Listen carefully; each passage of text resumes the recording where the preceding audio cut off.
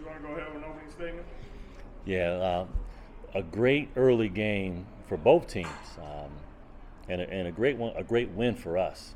Obviously, we're playing a team that's super athletic, very aggressive. They turned us over a lot. We didn't shoot well from three, and we still found a way to win. Our depth was critical tonight. I thought it really helped us. You can see that those guys were a little fatigued. But I just like how we found a way to get it done without making three-pointers. Now, our free throws will improve. I know that. That would have helped us a ton. But to play a game that early, to have to fight through that many possessions, because it was possession per possession, back and forth, that's a great early test.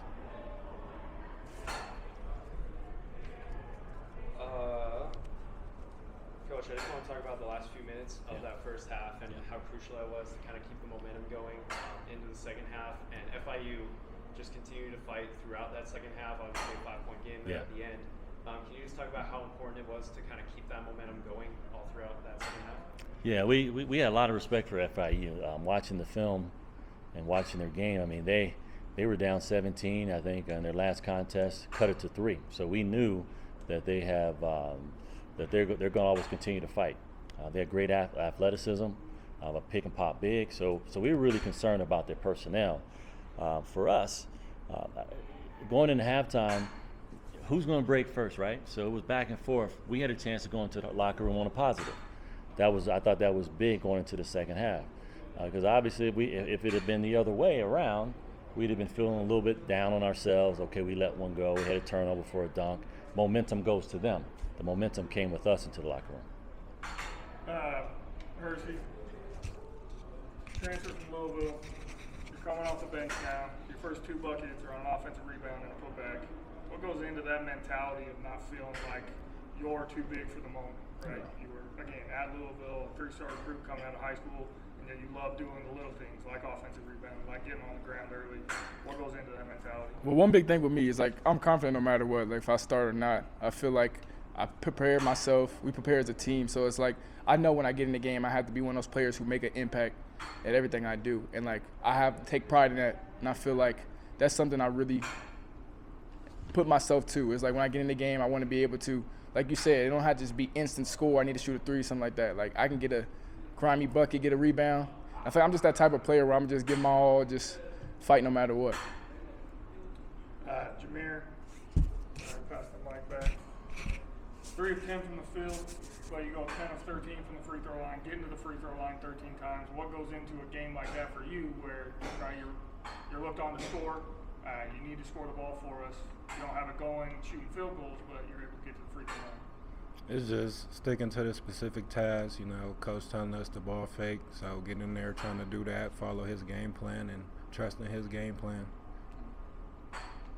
Coach, in the second half, the team shot almost 70% from the field. Yeah, I'm looking at that. That's amazing. What did it take coming out of halftime for the team to put that kind of performance together?